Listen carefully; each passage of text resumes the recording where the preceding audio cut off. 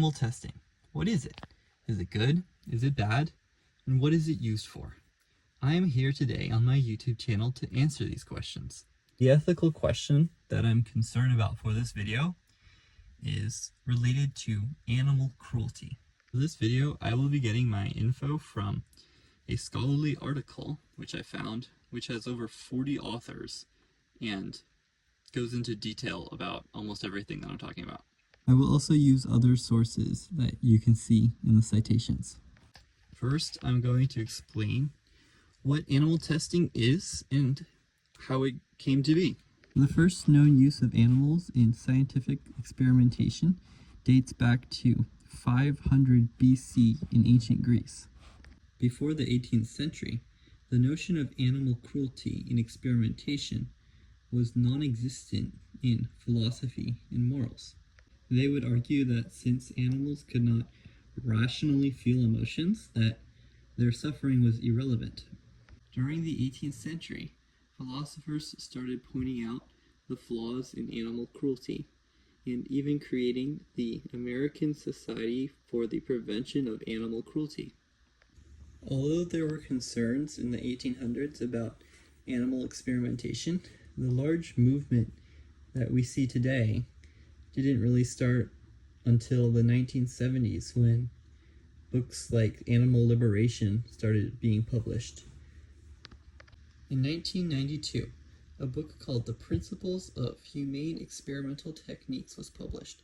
This book led to the beginning of global legislation on animal testing. This book is the foundation for modern regulatory policies and was the book that came up with the 3 R's: reduction, refinement, and replacement. Animal testing is inherently cruel to the animals that are being tested on, but it doesn't have to be that way. We can still have the benefits of animal testing with a lot less cruelty. Animal testing has many benefits that are essential for humanity. The purpose of this video is to go over each benefit that animal testing provides humanity and explain how we can change the research process to yield similar and in some cases even better results with a fraction of the cruelty that these animals, which are sentient beings, are receiving.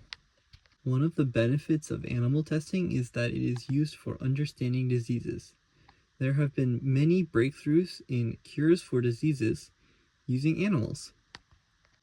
However, there are less cruel alternative models, which aren't animals, that in many cases yield better results than animals do, such as organs on a chip, where you grow cells from a human on a little chip, and then you can do your experiments on this chip and see how human cells react to your product rather than seeing how animal cells react, and then get a better idea of, if you do start testing this on humans, how the humans will react. Obviously, every study is going to be different, and organs on a chip or other alternatives aren't going to work, and you're going to need to use animals. But there are actually a lot of studies that are being done where the researchers are using animals, but organs on a chip would actually yield better results in their study. So if we take every study where people are unnecessarily harming animals and replace those with organ on a chip, then we could have a lot less cruelty in medical research. Something really cool about animal testing is that since animals like mice have such a short lifespan, you can actually do long-term studies about diseases across generations in a short amount of time. There isn't really any way of replicating this without using animals. However, researchers are working on finding ways to replicate this using AI so that people don't have to use animals in experiments where AI model is good enough. You can actually genetically modify animals so that they're engineered to mimic specific human diseases, like cancer. However, we can actually replace this with patient-specific stem cell-derived models.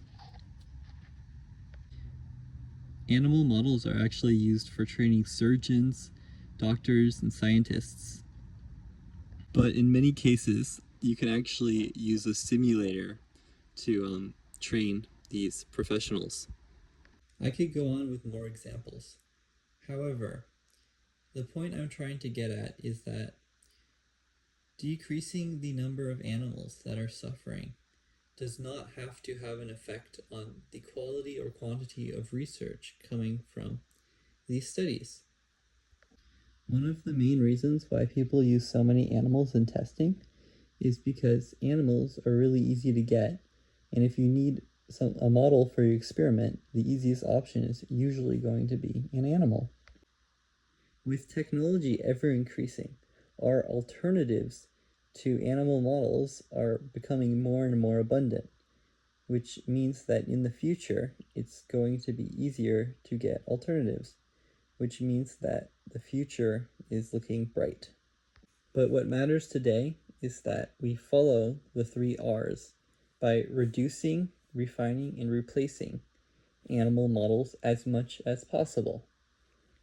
This means that if you or anyone you know are ever conducting or designing an experiment, that you minimize the number of animals suffering and minimize the suffering by being nicer to the animals.